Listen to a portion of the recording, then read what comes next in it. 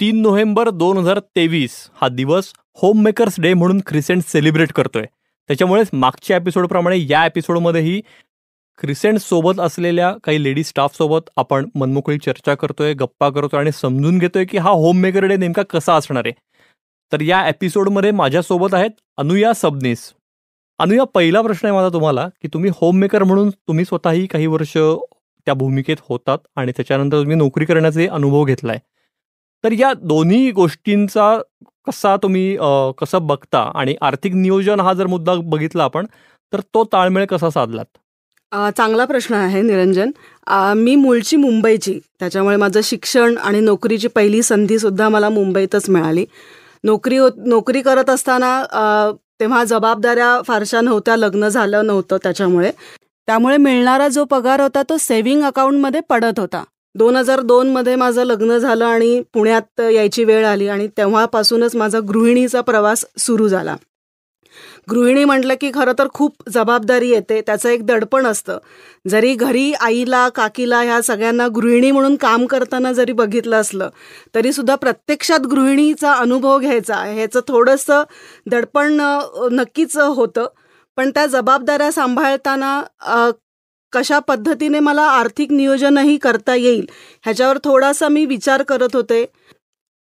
आणि घर खर्चासाठी जे काही मला पैसे मिळायचे त्याच्यातून घर खर्च भागवून काय मला त्याच्यातून अजून पैसे वाचवता येतील. म्हणजे जसं मी लग्नाच्या आधी नोकरी करत होते तेव्हा पूर्ण पगार माझा इन्व्हेस्टमेंट म्हणून जात होता, पण आता गृहिणी म्हणून जो पैसा मला मिळतो आहे घर खर्चासाठी, तर त्याच्यातून सुद्धा मला पैसे साठवायचे आहेत.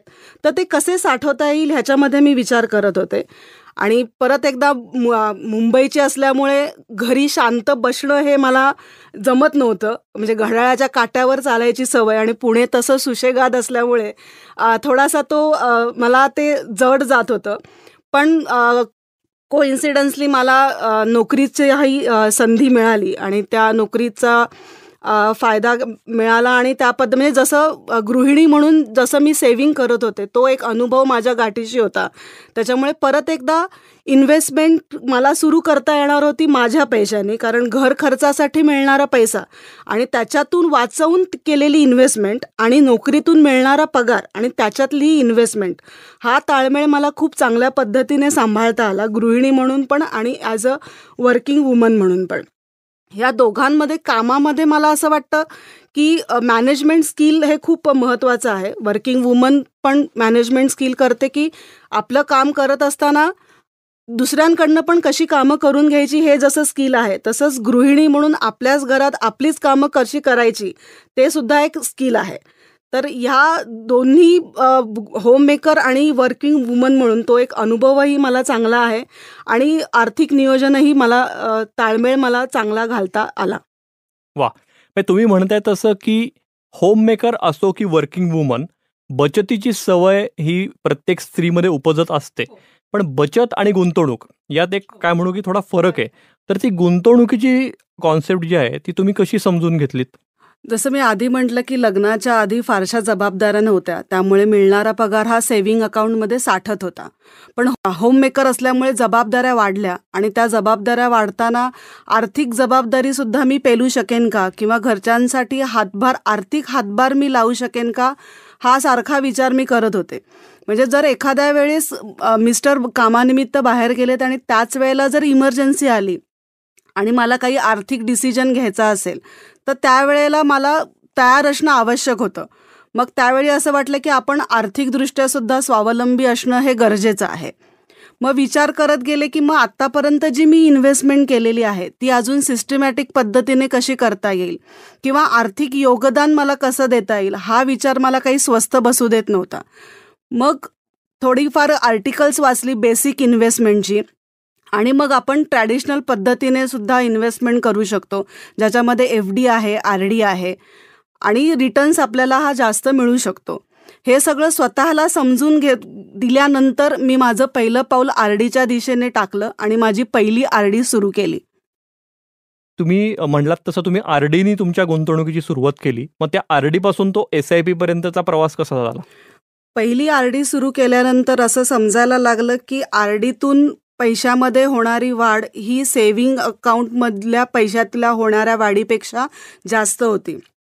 त्यामुळे मी घेतलेला निर्णय हा योग्य होता आणि त्यामुळे माझा कॉन्फिडन्स वाढला. आणि ह्यातच कर्मधर्म संयोगाने श्री भूषण वाणी यांच्याशी माझी ओळख झाली एका कॉमन फ्रेंड थ्रू.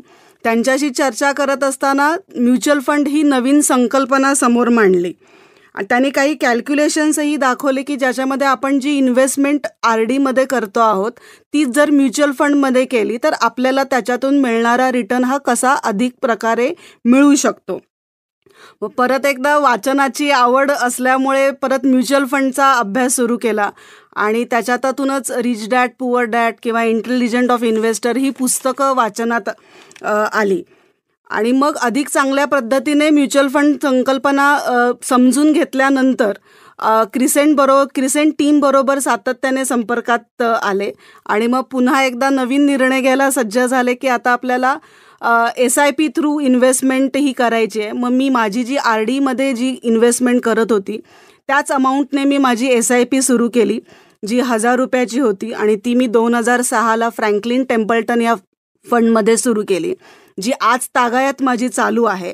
आणि SIP अमाऊंटमध्ये मी सुद्धा वाढ केलेली आहे आणि म्हणूनच मला सांगताना खरोखरच आनंद होतो आहे की माझं फायनान्शियल फ्रीडम पण त्यामुळे अबाधित राहिलं आहे. वा, थोडक्यात तुम्ही गेल्या 17 वर्षांपासून SIPच्या माध्यमातून नियोजनबद्ध पद्धतीने गुंतवणूक करताय. नक्कीच हो.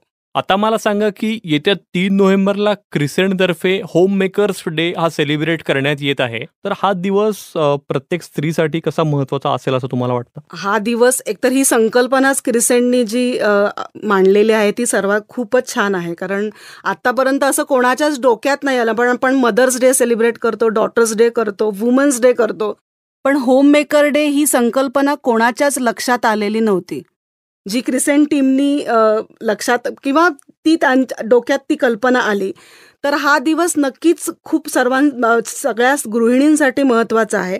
कारण मला असं वाटतं की होम मेकर ह्या शब्दातच होम मेकर ती गृहिणीच आहे की जी घराला घरपण देते. सो गृहिणी ही प्रत्येक वेळेला अष्टावधानी असते, तिला प्रत्येक स्तरावर काम करायला लागतं, ती सगळीकडे अग्रेसर असते. सो तो तिच्यासाठीचा दिवस आहे. तिला जे पॅशनेटली करायला वाटतं आहे किंवा करावंसं वाटतं आहे ते तिने करावं. याचा अर्थ असा नाही की तिने ते होम मेकर डेच्या दिवशीच करावं. तर तिला कुटुंबानी पण जर साथ दिली तर हा होम मेकर डे दर दिवशी साजरा होऊ शकतो आणि ती एक चांगल्या पद्धतीने तिला एक ऊर्जा मिळू शकते की अजून काही वेगवेगळ्या पद्धतीची आव्हानं ती पेलू शकते. खूप महत्त्वाचा मुद्दा मांडलात अनुया तुम्ही. ती जी स्पेस म्हणतो आपण की प्रत्येक व्यक्तीला, प्रत्येक माणसाला आणि प्रत्येक गृहिणीला मिळायला पाहिजे, तो तिचा हक्क आहे.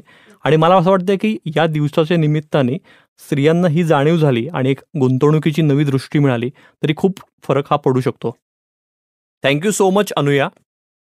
आता फक्त मुद्दा एकच आहे की तुम्ही इतकं छान एक्सप्लेन केलेत, त्याच्यामुळे या होम मेकर डेमध्ये कसं व्हायचं सहभागी हा अनेकांचा प्रश्न असेल श्रोत्यांपैकी. तर काय प्रोसेस आहे अनुया? त्याची प्रोसेस अगदीच सोपी आहे. ह्या एपिसोडच्या खालती डिस्क्रिप्शनमध्ये एक गुगल फॉर्म आहे. तो गुगल फॉर्म सगळ्या गृहिणींनी भरायचा आहे आणि जर तुम्हाला काही अडचणी आल्या तर मी एक नंबर देते, त्या नंबरवर तुम्ही संपर्क करू शकता. नंबरची नोंद करून घ्या. 9860040430. नंबर पुन्हा एकदा सांगते, 9860040430. सगळ्या होममेकरचा उत्तम आणि भरघोस प्रतिसाद मिळेल याची मला पूर्ण खात्री आहे. येत्या 3 नोव्हेंबरला क्रिसेंट आणि क्रिसेंटची टीम सगळ्या होममेकर्सचं स्वागत करायला आतुर आहोत. आत्ता आपण ऐकलात अनुया सबनीस आणि निरंजन मेढेकर यांच्या आवाजात होम मेकर्स डे निमित्तचा हा स्पेशल फंडा म्युच्युअल फंडाचा या पॉडकास्टचा एपिसोड. ही क्रिसेंटची निर्मिती असून साऊंड्स ग्रेडची प्रस्तुती आहे. डिस्क्लेमर: म्युच्युअल फंड गुंतवणूक ही बाजारातील जोखमीच्या अधीन आहे. गुंतवणूकदारांनी योजनेशी संबंधित सर्व कागदपत्रे काळजीपूर्वक वाचावीत. फंडा म्युच्युअल फंडाचा या पॉडकास्टचा उद्देश गुंतवणूकविषयक जनजागृती हा आहे. या पॉडकास्टच्या आधारे घेतलेल्या गुंतवणूक निर्णयांमुळे कुणा व्यक्तीचे अथवा संस्थेचे नुकसान झाल्यास crescent mutual fund distributor private limited किंवा sounds great NM audio solutions LLP जबाबदार राहणार नाही याची कृपया नोंद घ्यावी.